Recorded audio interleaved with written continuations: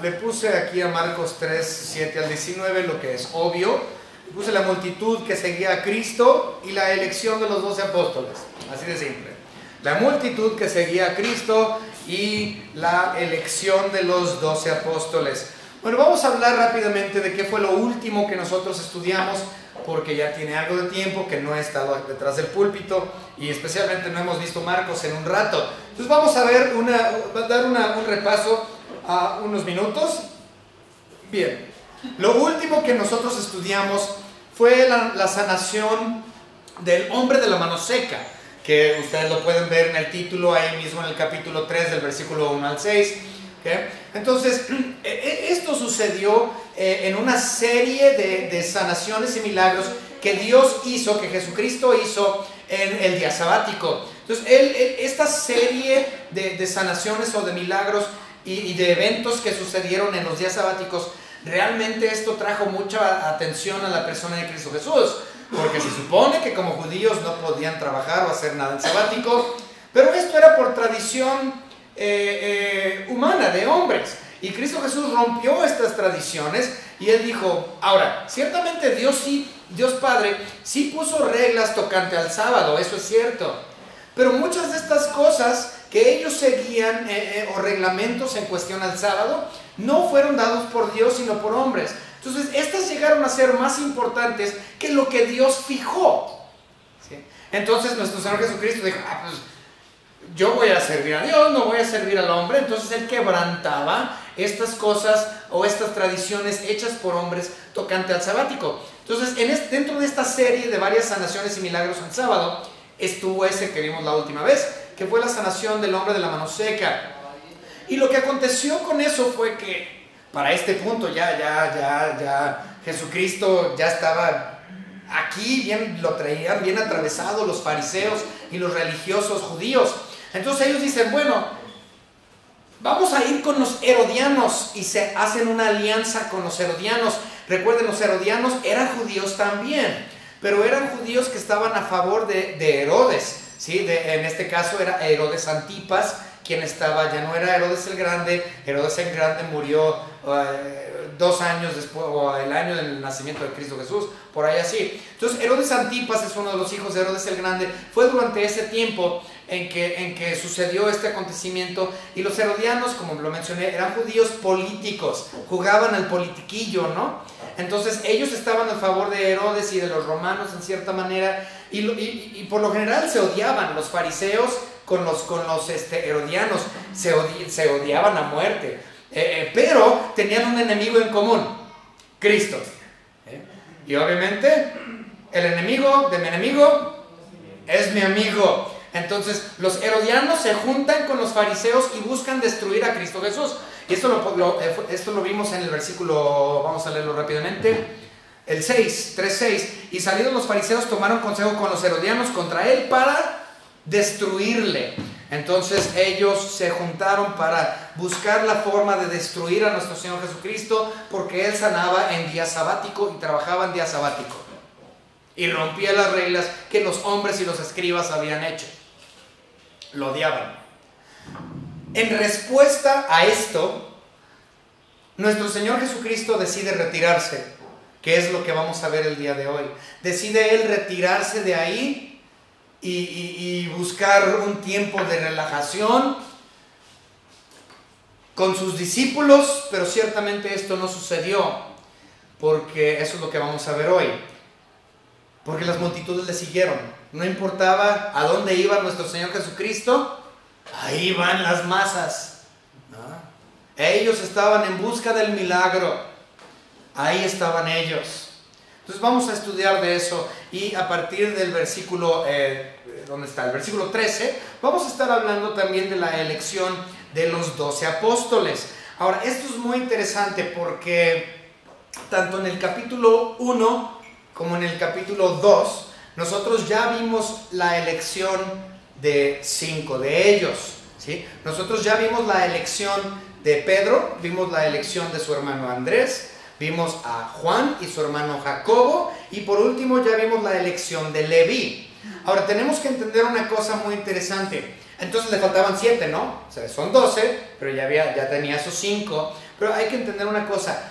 Previo al 3:13, esos 5, es decir, Pedro, Andrés, Juan y Jacobo y Leví, no eran considerados aún apóstoles, sino discípulos.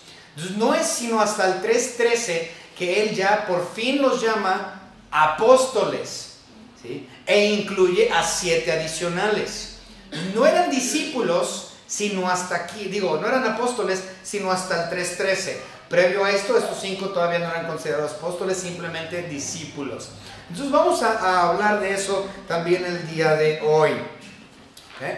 Vamos a comenzar entonces, hermanos, con una oración para continuar con nuestro estudio. Señor Padre, le damos gracias porque usted nos ha permitido este día estar juntos como hermanos, aprendiendo de su palabra, de su persona, honrando y glorificando su nombre, Señor, con cantos, con nuestras mentes, con nuestros cuerpos, con nuestras ofrendas, Señor. Y te pedimos, Señor, que esto no sea nada más interno, sino que cuando salgamos de este edificio, aún así, Señor, traigamos honra y gloria a su nombre, no nada más aquí, sino afuera al mundo, que seamos de buen testimonio y que reflejemos a su Hijo Jesucristo, quien mora en nosotros, por medio del Espíritu Santo, quien nos guía. Gracias, Señor, por la salvación que usted nos ha dado gratuitamente mediante la obra redentora de su Hijo Jesucristo. Gracias, Señor, por ese regalo no merecido. En el nombre de nuestro Señor y Salvador Jesucristo, nuestro Señor y Dios. Amén. Muy bien, vamos a comenzar con el versículo 7. Nos vamos a ir de forma exegética. Sí, tengo de forma exegética. Vamos a ver el versículo 7. Exegético, expositivo. Dice, versículo 7, más Jesús se retiró al mar con sus discípulos y le siguió gran multitud de Galilea y de Judea. Ok, muy bien. Comenzamos entonces con el versículo. Dice, después de haber sanado al hombre de la mano seca, que ya lo mencioné, Cristo tuvo un enfrentamiento con estos fariseos y herodianos. Ya en la introducción hablé de ellos y ya leímos el versículo 6 del capítulo 3 si usted quiere volverlo a leer. Pero ellos, los fariseos y los herodianos, buscaban matar a nuestro Señor Jesucristo, buscaban destruirle de alguna manera. ¿Okay? Ahora, en respuesta, ya lo mencioné, Cristo Jesús se retiró de ahí con sus 5 discípulos. Aún no eran apóstoles, eran discípulos. Ya los mencioné: Pedro, su hermano Andrés, Juan, su hermano Jacobo y Leví. ¿Okay? Y estos ya los estudiamos, pero vamos a leerlo nuevamente para tener un recordatorio.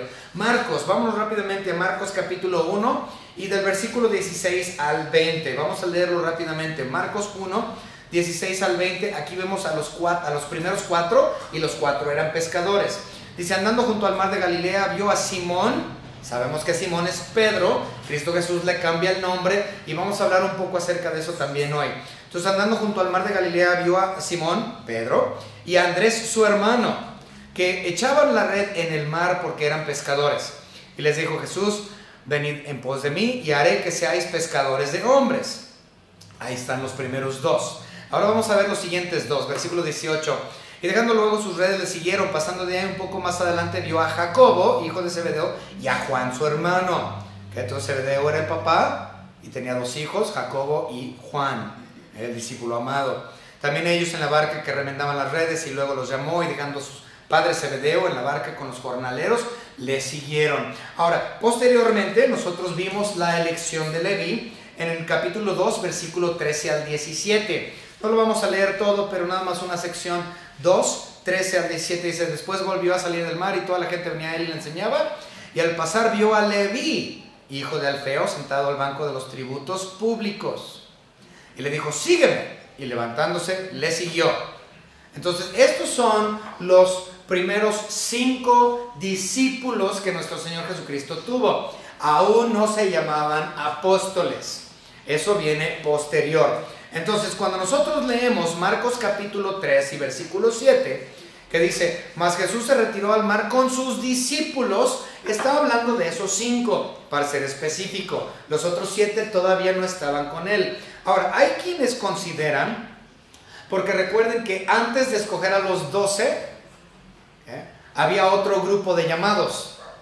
no puse la cita, posiblemente ustedes me puedan ayudar, pero los otros eran los 70, ¿recuerdan los 70? Okay. Los 70 que Dios llamó a que fueran y que no llevaran alforja, ni ¿cómo dice?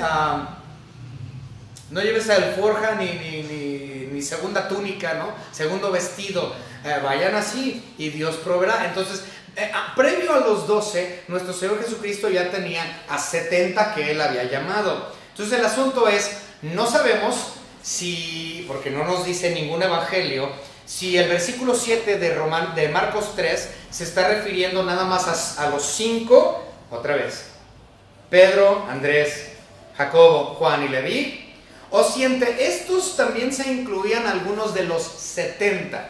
¿Sí? Entonces, ningún evangelio nos especifica. Lucas 10. Lucas 10, ok, vamos a ver a Lucas 10 rápidamente. Lucas 10, ¿qué? 10.1.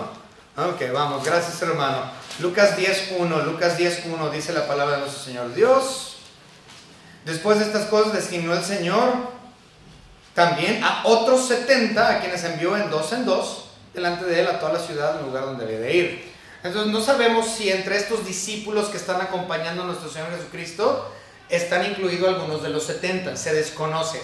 Pero sabemos que por lo menos esos 5, sí. ¿Okay? Entonces a eso se refiere con Marcos 3:7. Más Jesús se retiró al mar con sus discípulos, asumiendo que nada más eran los 5. Y le siguió gran multitud de Galilea. Entonces él se retira y dice, pues ya no quiero problemas con los fariseos, ya no quiero problemas con los herodianos, ya no que ciertamente posteriormente tuvo problemas con los saduceos y los escitas y los escribas y todos esos. Y yo creo que él estaba así, frustradísimo. Y realmente estamos al inicio de su ministerio y ya está cansado. Ya se quiere retirar, ¿no? De la multitud. Entonces él se los lleva y lo que nosotros notamos muy interesante aquí es bueno, menciona Galilea y de Judea. Y a partir del versículo 8, leamos el versículo 8. Dice, de Jerusalén, de Idumea, del otro lado del Jordán y de los alrededores de Tiro y de Sidón, oyendo cuántas grandes cosas hacía, grandes multitudes vinieron a él. Entonces vamos a analizar esto. Cristo Jesús se encontraba en el área de Galilea, y es lo primero que menciona. Entonces dice que vinieron de Galilea y de Judea. ¿Dónde está Jerusalén? ¿Dónde está Judea? Al sur de Galilea. Entonces, si ellos son el centro focal, el centro, Galilea, entonces tomando eso en referencia, dice que vinieron de Jerusalén y de Idumea, que queda al sur. ¿Okay? Entonces vinieron de ahí, de la zona local, y también venían del sur. Ahora recuerden, Idumea como tal, previamente era lo que se conoce en la Biblia también como Edom. Edom es lo mismo que Idumea, ¿sí? No se confundan. Edom es lo mismo que Idumea y está al sur de Judea, ¿sí? Está Galilea, al sur está Jerusalén, que está en Judea, y al sur está Edom o Idumea. Entonces vienen del centro, vienen del sur, y si nosotros seguimos leyendo ahí en el versículo, dice, del otro lado del Jordán, es decir, del oriente. Entonces vienen del centro, Galilea, vienen del sur, Idumea, vienen del otro lado del Jordán, el oriente, y luego dice, y de los alrededores de Tiro y Sidón. Y Tiro y Sidón quedaban al norte. Entonces está diciendo que de todas partes venían estas multitudes. Ellos en Galilea, los locales, los que venían del sur, de Idumea y Jerusalén, los que venían del otro lado del Jordán, que venían del oriente, y los que venían de Sidón y Tiro, del norte. Obviamente no vienen del poniente, porque del poniente está el mar Mediterráneo. Entonces no venían del poniente porque pues no puedes vivir en el agua, ¿no? No había nadie ahí. Entonces menciona el centro, el sur, el oriente y el norte. De todas partes venían a buscar a nuestro Señor Jesucristo estas multitudes. Muy bien, vamos a continuar con el versículo 9. Dice el versículo 9: y dijo a sus discípulos que le tuviesen siempre lista la barca a causa del gentío, para que no le oprimiesen. Entonces, la barca, pues la barca ¿de quién era? Recuerden que sus primeros 4 de los 5, los primeros 4, eran pescadores, ya lo leímos ahí en el capítulo 1, ellos eran pescadores. Y recuerden que muchos piensan que los apóstoles eran pobres. Los pobrecitos apóstoles no tenían ni un peso, estaban muriendo de hambre, no tenían varo. Ok, la verdad es que Juan sí tenía dinero. Juan, el apóstol, el discípulo amado, tenía dinero. ¿Okay? Porque el negocio de la pesca era un negocio familiar. Lo leímos ya en el capítulo 1, que dice que su padre Zebedeo incluso tenía jornaleros. Tenían múltiples barcas, tenían múltiples trabajadores, tenían múltiples redes con las cuales pescar y equipos de pesca. Entonces estas personas, o por lo menos Juan, era una persona bien. Incluso él tenía, era su familia, dice la Biblia, a la hora cuando Cristo Jesús fue probado por Anás y Caifás. ¿Ustedes recuerdan eso? Ok. Dice la Biblia claramente que la familia de Juan tenía una amistad con esos gobernantes, esos sumos sacerdotes. Y pues para tener una amistad familiar con un sumo sacerdote era porque tú tenías que ser una persona de más o menos, si no cualquiera se codeaba con un sumo sacerdote. Y recuerden que Pedro, a la hora de la crucifixión, o ese evento de la fraude del juicio, un fraude total, porque recuerden que Pedro se quedó afuera y que no podía entrar. ¿Por qué Pedro no podía entrar al juicio? Pues porque no era nadie de importancia. Si Pedro lo dejaron afuera, no tenía él influencias, no tenía palancas, mientras que Juan sí tenía palancas y él se encontraba dentro de la casa de Anás y Caifás a la hora del juicio de nuestro Señor y Salvador Jesucristo. Por lo tanto, esto nos muestra que Juan era una persona pudiente hasta cierta manera, de cierta forma. Entonces, y lo más seguro es que Pedro y Andrés le rentaban la lancha o las barcas a Zebedeo. Lo más seguro es que ellos también eran empleados o trabajadores, o si trabajaban por su cuenta rentaban la barca. Entonces, cuando vemos aquí que Jesucristo les dijo, ténganme lista la barca, él estaba utilizando las barcas de Zebedeo, o en este caso de Juan y de su hermano Jacobo, gracias. Entonces, esta es la barca a la que se refiere. Muy bien, vamos a continuar. Y obviamente era importante hacerlo por barco. ¿Sabe por qué? Antes nadie tenía carro, entonces ¿cómo te escapas de una multitud? No tenían caballos, más que todos eran a pie. Entonces, ¿cómo vas a correr más rápido que una multitud? Te van a alcanzar porque te van a alcanzar, vas a la misma velocidad. Entonces la única forma de que él pudo encontrar solaz y escapar era agarrar el barco y cruzar al otro lado del mar. Sí, porque pues para que lo alcancen, pues está en chino. Le tienen que dar toda la vuelta al lago de Genesaret, al lago de Tiberias. Le tienen que dar toda la vuelta para encontrarlo del otro lado. Entonces no lo iban a alcanzar. La única forma en que él pudo encontrar solaz, no había vehículos, no había ni scooters eléctricos, no había nada. Era cruzar el mar de Genesaret. ¿Okay? La única forma que él pudo encontrar un tiempo de alivio para estar solo con el Señor. Ok, muy bien, continuamos. Versículo 10. Porque había sanado a muchos de manera que por tocarlo, cuantos tenían plagas caían sobre él. ¿Okay? Y sí vemos muchos versículos. Bueno, el ejemplo más grande que tenemos en la Biblia de que lo tocaron y fueron sanados fue la mujer que tenía el problema, la enfermedad del flujo, que tenía años y años y años con esa enfermedad. Básicamente, vamos a hablar las cosas como son. Esta señora no le paraba su ciclo menstrual. Era un ciclo menstrual constante, que le duró no sé cuántos años, dice la Biblia, creo que 12 años, creo que dice. Entonces, como 12 años esta mujer no le dejaba de bajar. Y eso era tremendo, ¿no? Eso era tremendo en el judaísmo, porque eso implicaba que ella, por eso, ya había perdido a toda su familia y no tenía ningún contacto con nadie, porque era considerada inmunda dentro de la cultura hebraica. Entonces este señor había perdido todo y dice la Biblia que ella fue y tocó el vestido del Señor y fue sanado. Y Cristo Jesús volteó y le dice, ¿quién me tocó? Obviamente él ya sabía.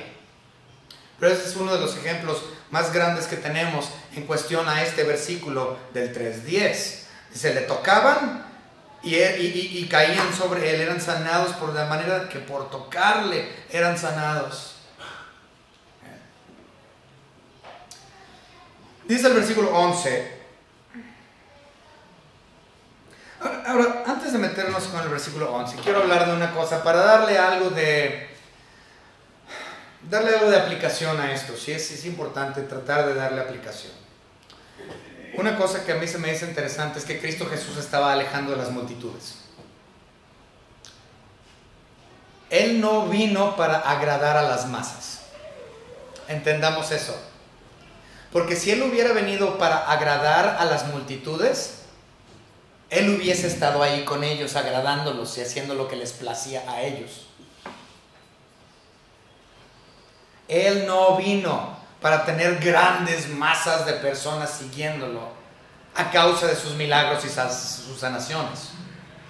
Muchas personas olvidan eso y piensan que el ministerio principal de nuestro Señor Jesucristo era ese, el de sanador de los enfermos, el hacedor de los milagros. Pero esa no fue la razón por la cual Cristo vino. Él vino a sanar a los enfermos espiritualmente hablando. Él sanó por cuestiones de misericordia físicamente, pero Él vino a traer el mensaje de salvación. Él vino a traer el mensaje del reino. Ese era su propósito principal, no el venir a hacer milagros y a sanar a gente físicamente. Eso no fue. Eso traía a la gente y todos estaban, yo quiero presenciar el milagro. Pero en realidad nada más querían el milagro, no les importaba el mensaje de sanación espiritual que Él traía. No les importaba el mensaje del reino que Él traía, lo cual era la razón principal por la cual Él vino. Pero a los judíos no les interesaba, solamente querían el milagro. Entonces Cristo Jesús en realidad no le importó apelar al favoritismo de las masas. Es decir, Cristo no vino a ser celebridad. Así de simple. Si Él hubiese venido del Padre aquí al mundo para ser celebridad, Él hubiese apelado a las emociones y a las necesidades de las masas que lo seguían. Pero Él no vino a ser celebridad. Cristo Jesús vino a ser siervo. Especialmente en el libro de Marcos, donde se destaca principalmente eso, que Jesucristo vino a ser siervo, no vino a ser celebridad. ¿Y saben cuál es el problema? Que hoy en las iglesias estamos viendo totalmente lo opuesto. Estamos viendo pastores y líderes detrás de las iglesias que su deseo es tener, y es su deseo, quieren ser famosos, quieren ser esa celebridad. Quieren tener esas iglesias masivas, apelando a las emociones y los gustos de las personas, dándoles a las multitudes lo que ellos quieren oír, lo que ellos quieren saber. ¿Por qué? Porque yo quiero ser celebridad, quiero la fama, quiero una iglesia de 10,000, 12,000, 13,000. Cristo Jesús evadió eso. Cristo Jesús corrió para buscar solaz, para evitar a estas personas. Porque Él sabía que ellos estaban ahí por el milagro, pero no venían por el milagro más grande, la salvación. La enseñanza del evangelio verdadero. Ahora, miren, yo no tengo ningún problema con una iglesia grande. No. Si se predica bien. Si Dios le permite a un pastor tener una iglesia de miles de personas, pero el pastor realmente se está esforzando en estudiar la palabra de Dios, en traer un evangelio serio, gloria a Dios por ese hermano. Pero si estamos teniendo una iglesia grande donde no se está predicando seriamente, sino que se apela a los deseos de las congregaciones simplemente para poder levantarme el cuello y ser celebridad en vez de siervo, yo estoy completamente en contra de ese tipo de industrias. porque iglesia no es. Cristo Jesús no vino a ser celebridad, Él vino a ser siervo, Él vino a morir, Él vino a predicar en contra del pecado, lo cual te lleva al infierno, y ofrecerte la sangre de su Hijo Jesucristo, la cual derramó en la cruz del Calvario. Esa es la razón por la cual Cristo Jesús vino. No vino a hacer milagros físicos. Eso lo hizo por empatía y misericordia, pero esa no era el mensaje a la cual Él vino.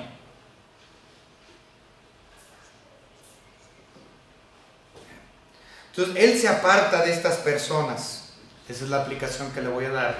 Pero vamos a continuar. Y hermanos, la verdad yo estoy cansado de ver este tipo de personas, que quieren la iglesia grande, que quieren la fama, pero no están predicando. Bueno, miren, mejor vamos a avanzar porque me enojo. Ok, 11 y 12. Y los espíritus inmundos, al verle, se postraron delante de él y daban voces diciendo: tú eres el Hijo de Dios. Entonces, no solamente los enfermos que estaban buscando el milagro iban y tocaban a Cristo y eran sanados, sino que también los mismos demonios que habían poseído a ciertas personas, dice, estos demonios también decían verdaderamente y sin mentir, decían ciertamente: Él, Jesucristo, Él es Hijo de Dios. No estaban mintiendo estos demonios, ciertamente Él era Hijo de Dios, Él es Dios mismo, encarnado. Estos demonios no estaban mintiendo, pero Jesucristo dice, 12, mas Él les reprendía mucho para que no le descubriesen. Dice, caray. O sea, Cristo les decía: a ver tú, cállate, demonio.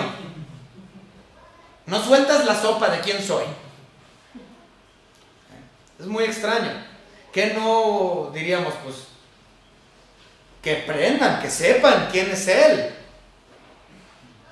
¿Por qué entonces Cristo Jesús les dijo: no digas quién soy, cállate? Uno pensaría que Jesucristo no hubiese hecho eso, sino que Jesucristo hubiera dicho: a ver, demonios, digan quién soy a todos, para que todos me conozcan. Nuevamente, Cristo no vino como celebridad, Él vino a servir. Y ciertamente esto también nos muestra, bueno, vamos rápidamente, vamos a leerlo, vamos rápidamente al libro de Isaías.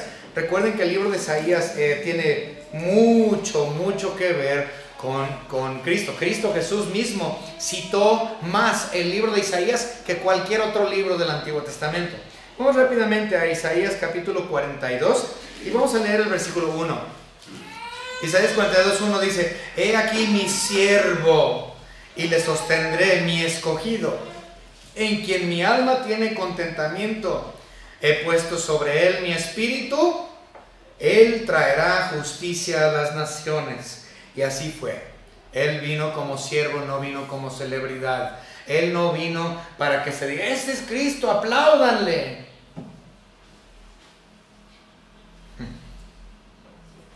Isaías capítulo 49 y versículo 3. Isaías capítulo 49 y versículo 3 nos dice: y me dijo: mi siervo eres, oh Israel, porque en ti me gloriaré. Entonces Cristo Jesús es el siervo. E Israel se supone que era el siervo, pero ¿saben qué? Israel, como acabamos de leer en el 49:3, Israel no fue el siervo que deberían de haber sido. Cristo Jesús no vino a ser celebridad, vino a ser siervo. Y la nación de Israel, la nación escogida, se supone que ellos como nación deberían de haber sido siervos también de Dios Altísimo, pero ellos largaron, no obedecieron.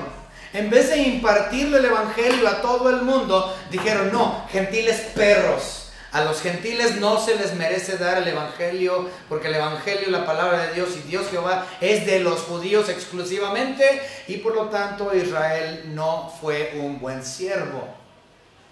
Por lo tanto, nuestro Señor Jesucristo tuvo que tomar una nueva nación escogida, que es la iglesia, que vendría después. Y ahorita vamos a hablar de eso, porque esto nos va a llevar al versículo 13. Muy bien, pero vamos a leer rápidamente Mateo capítulo 3, Mateo capítulo 3, sí. No le entiendo a mis notas, pero bueno. Mateo capítulo 3, vamos a leer el versículo 17. Mateo 3, 17, dice la palabra de nuestro Señor Dios.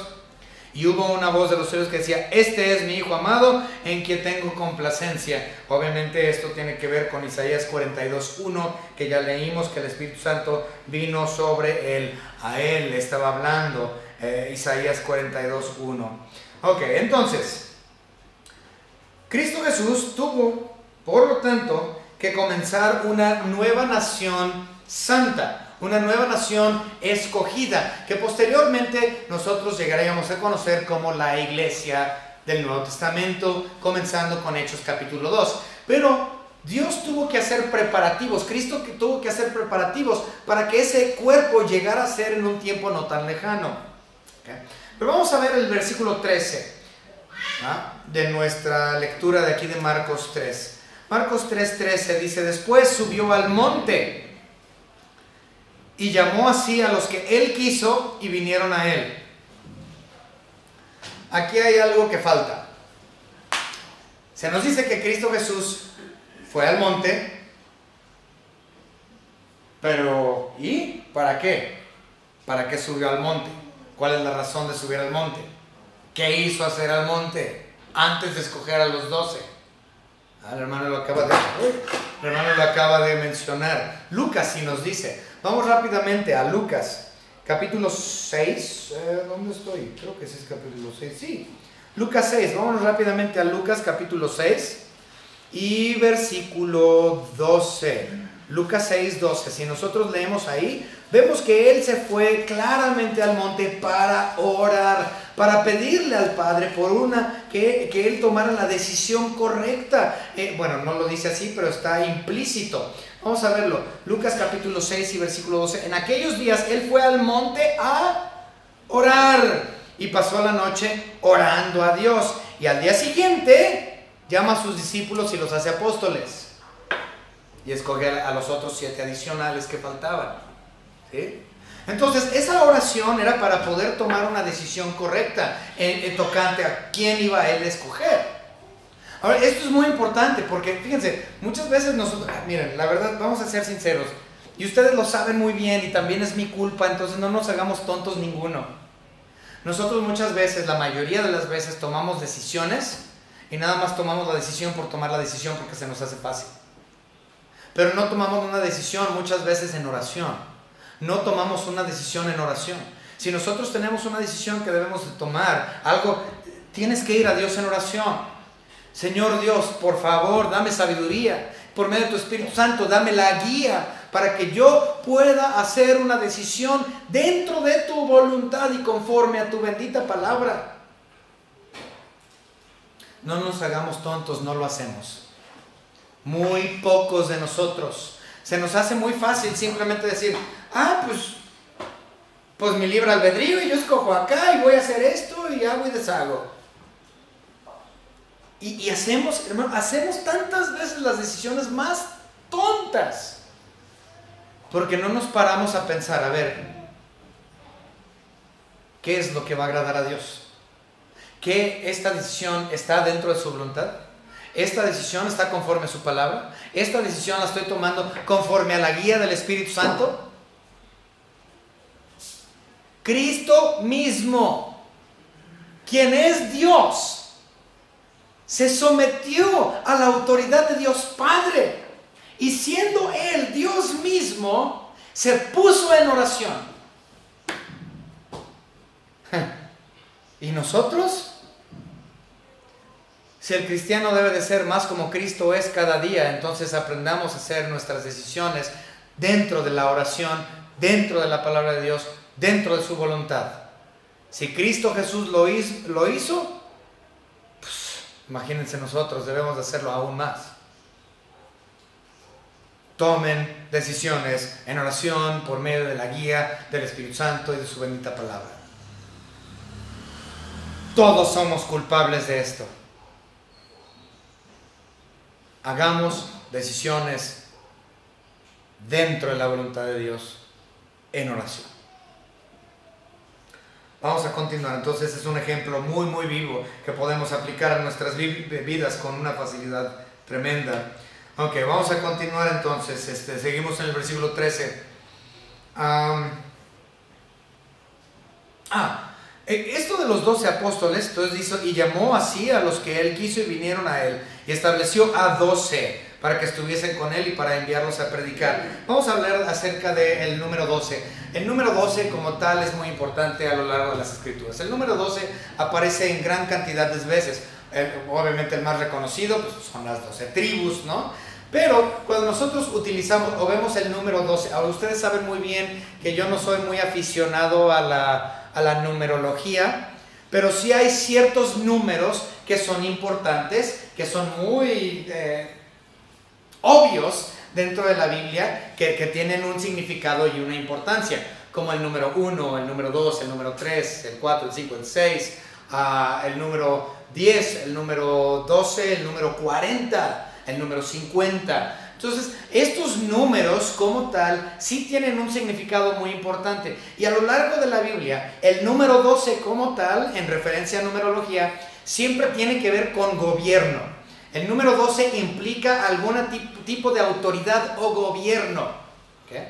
Y ahora, como yo mencioné, como Israel la regó y no fueron el siervo de Cristo, de Dios, que deberían de haber sido, Dios tuvo que preparar una nueva nación, una nación santa. Eso lo podemos ver en 1 de Pedro capítulo 2 y versículo 9. Vamos rápidamente ahí para leerlo. Nuevamente 1 de Pedro capítulo, ¿qué dije? 2. Ok, 1 de Pedro 2, 9 dice, mas vosotros sois linaje escogido, real sacerdocio, nación santa, pueblo adquirido por Dios, para que anunciéis las virtudes de aquel que os llamó de las tinieblas a la luz admirable. Ese trabajo lo tenían los israelitas. ¿Cuál era el trabajo?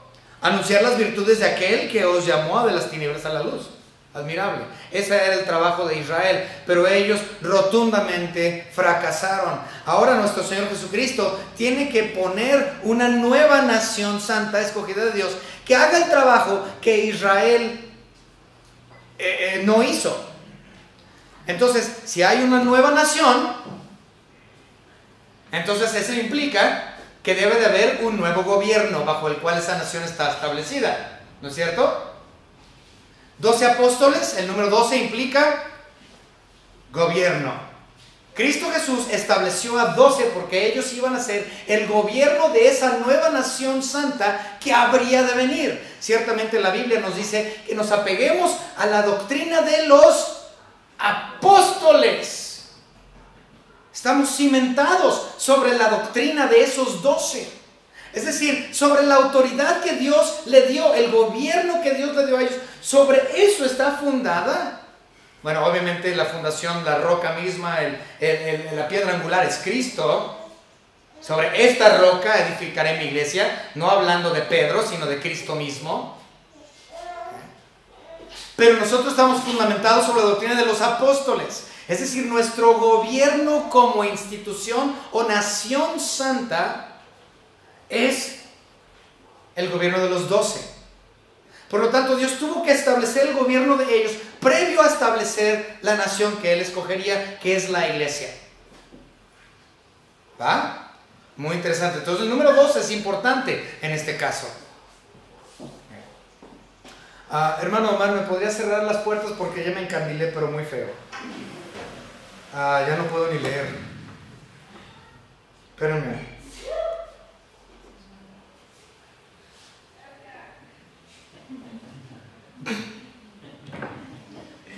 Ok, ya leímos 1 Pedro 2:9. Vamos a ver esto, Mateo 21:43. Mateo 21:43.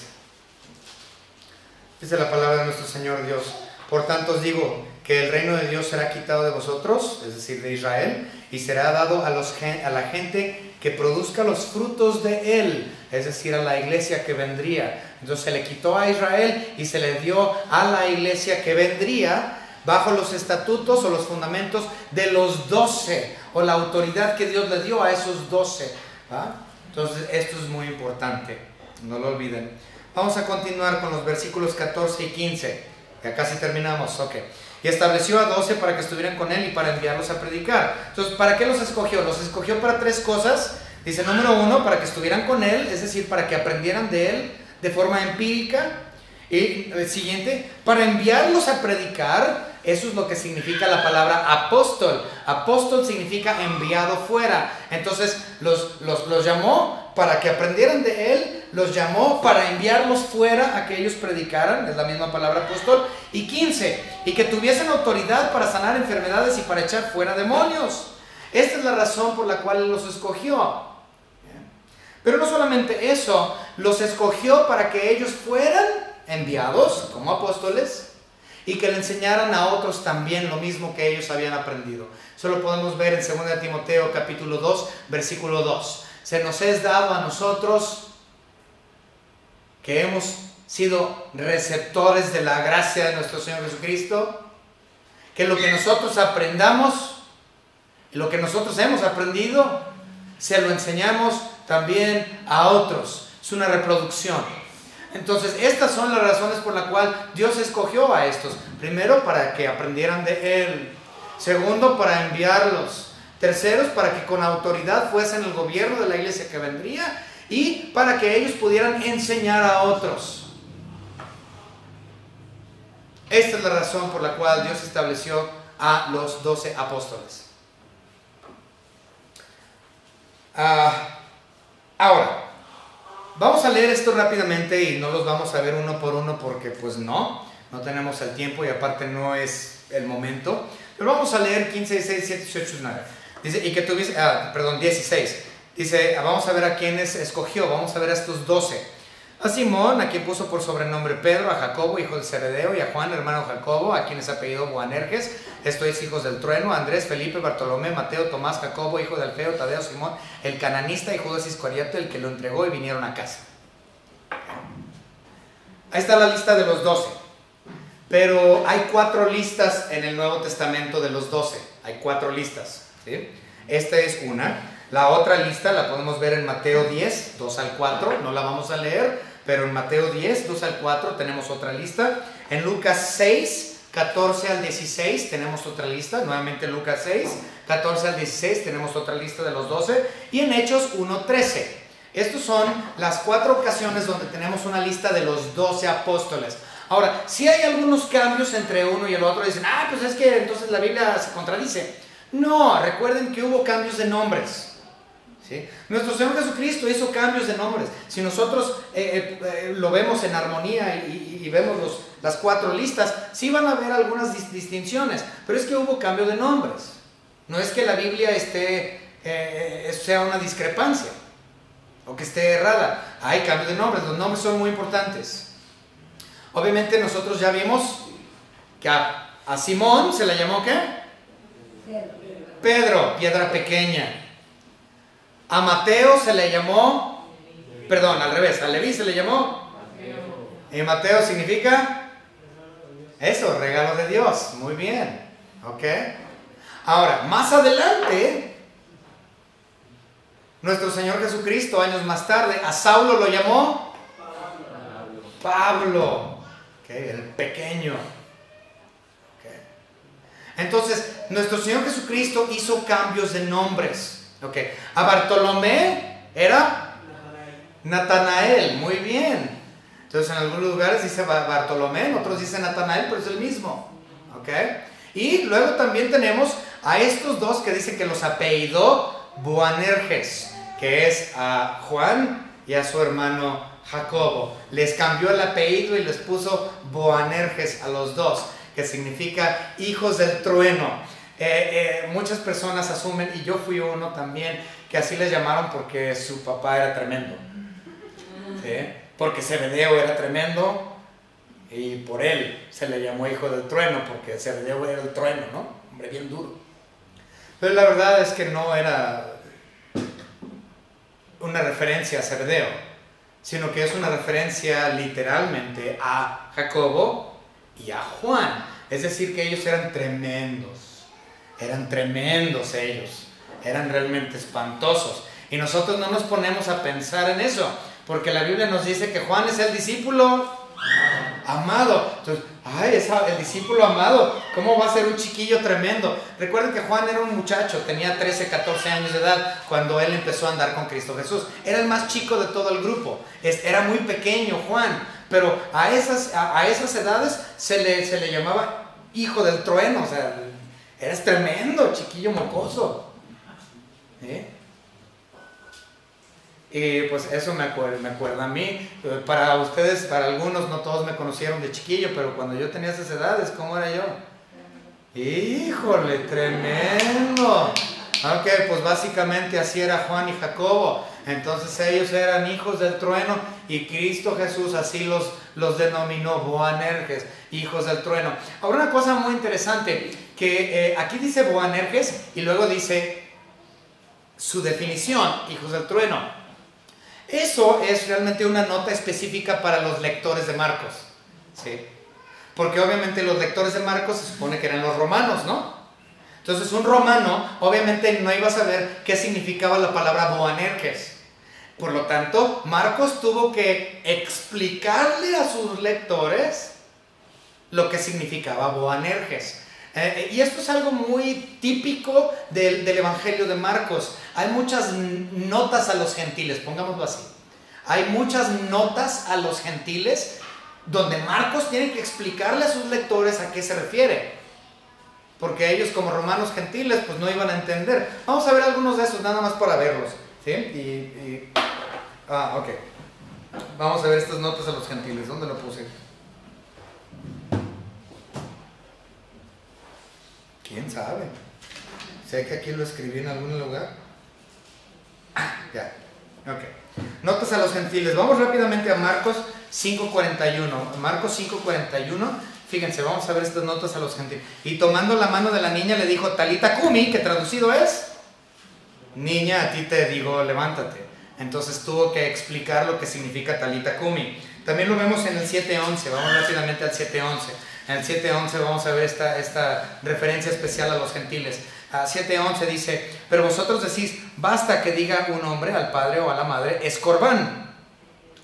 ¿Qué quiere decir? Mi ofrenda a Dios. Entonces, así como esos, hay muchísimos dentro del libro de Marcos. Entonces, Marcos tiene muchas de estas notas especiales para sus lectores que otros evangelios no tienen. Entonces, Boanerges, hijos del trueno. Vamos a continuar. Ok, muy bien. En el versículo 18 nosotros encontramos otro nombre muy interesante que es Simón el cananista.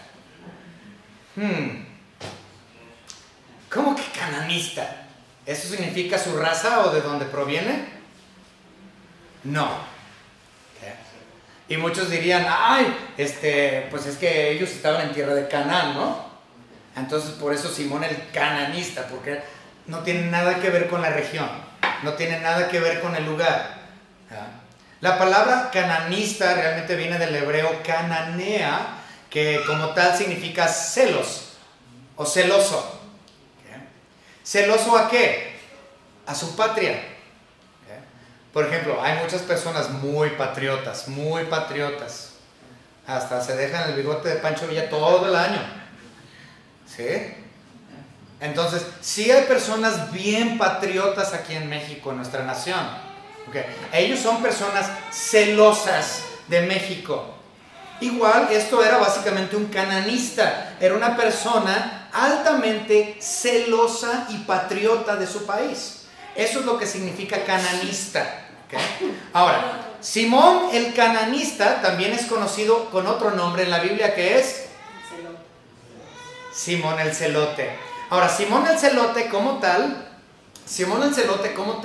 a los celotes, y creo que yo lo he explicado anteriormente, los celotes era un grupo de patriotas judíos israelitas que, según el historiador Josefo, Josefo es muy importante, uno de los historiadores grandes de la Biblia, según el historiador Josefo, él los llama los hombres de las dagas.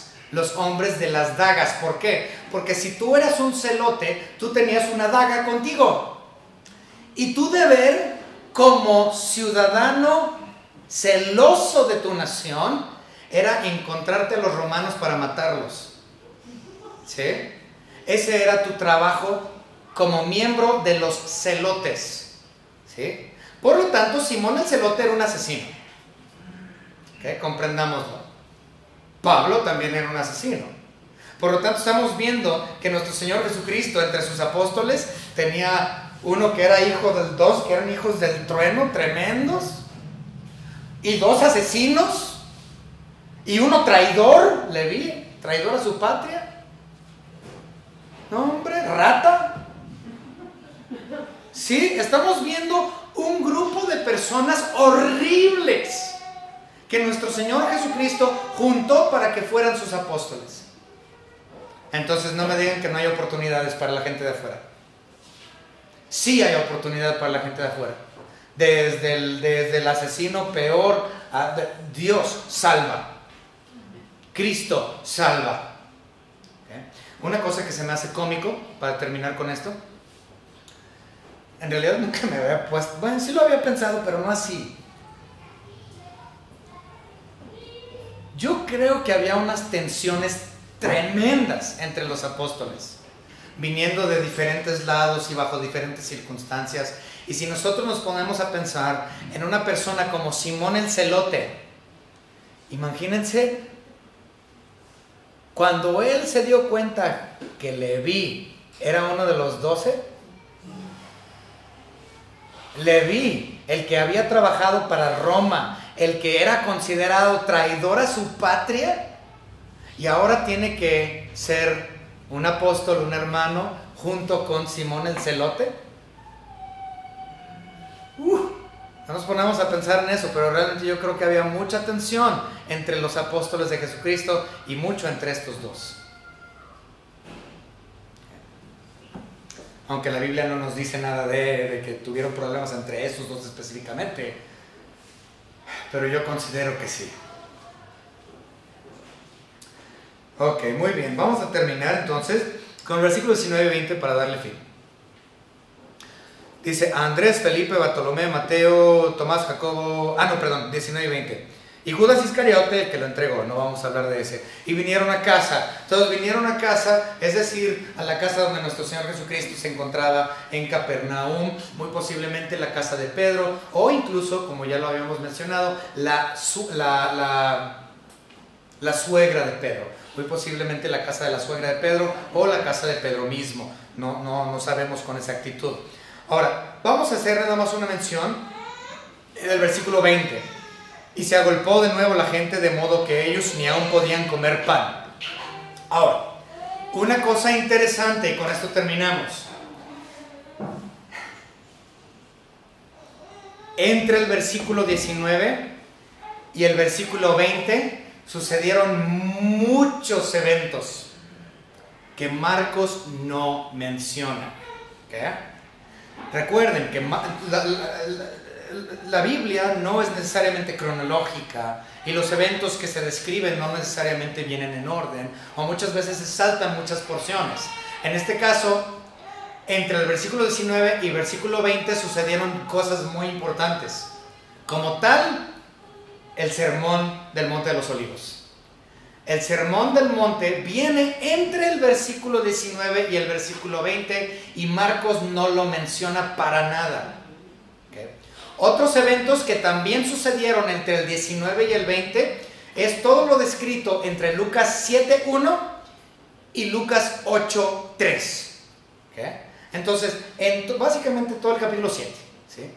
Todos los eventos de Lucas capítulo 7 tampoco son mencionados aquí en Marcos, pero esos son los eventos que sucedieron entre el versículo 19 y el versículo 20. Muchas cosas sucedieron que Marcos omite. ¿Saben por qué? Recuerden, el punto es este: Marcos quiere describir a Cristo o mostrarle a Cristo a sus lectores, los romanos. Los romanos les interesaba una cosa: el esclavo, el siervo. Recuerden que Marcos muestra a Cristo Jesús como siervo.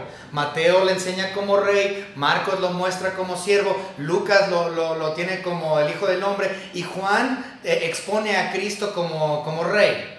¿Sí? ¿Cómo qué? Como Dios, perdón, como divino. Ok, entonces el asunto es este. Como los lectores de Marcos son romanos y a ellos les interesaba la esclavitud o el servicio, ellos no estaban interesados en lo que un siervo dice, sino lo que en un siervo hace. Entonces, no les hubiese interesado el sermón del monte, porque eso es algo que Dios, Cristo, dijo. Ellos querían saber qué es lo que hizo, no lo que dijo, qué es lo que hizo como siervo.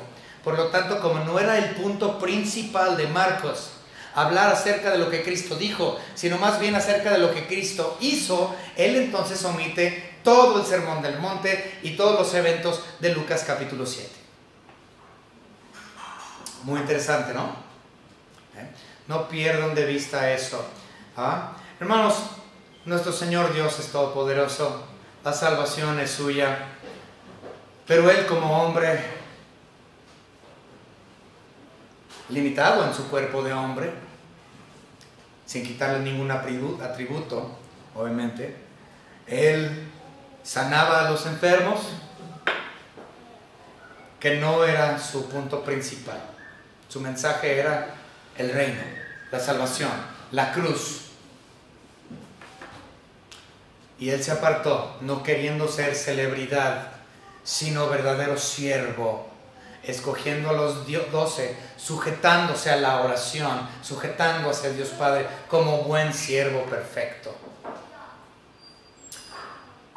Hermanos, espero que esto haya sido de bendición para ustedes, que hayan aprendido un poquito más acerca de la vida de nuestro Señor Jesucristo, su trabajo con los 12, su trabajo con las multitudes, y ciertamente para darle aplicación a nuestras vidas, entiendan que nosotros no venimos a este mundo a ser celebridades, sino que llegamos a este mundo para ser más como Cristo es. Eso implica tú viniste a ser siervo como Él. Tenga eso en mente. Vamos a terminar en oración en esta mañana. Señor Padre, gracias le damos por su Hijo Jesucristo, quien es nuestro ejemplo perfecto, el siervo perfecto. Señor, le pedimos que nosotros podamos hacer cada día más como Él es. Sed santos porque usted es santo. Señor, gracias por el ejemplo de vida que Él nos dio en la oración y la humillación y la sujeción a Dios Padre. Señor, por medio de su Espíritu Santo, que nosotros también lleguemos a ser siervos como su Hijo Jesucristo. Que entendamos que nosotros no venimos a ser servidos, sino a servir. Gracias, Señor, por aquellos 12 que su Hijo Jesucristo escogió, para que ellos fueran el núcleo espiritual de esa nueva nación santa que usted escogió, la Iglesia. Gracias por todo, en el nombre precioso de nuestro Señor y Salvador Jesucristo, nuestro Señor y Dios. Amén. Amén.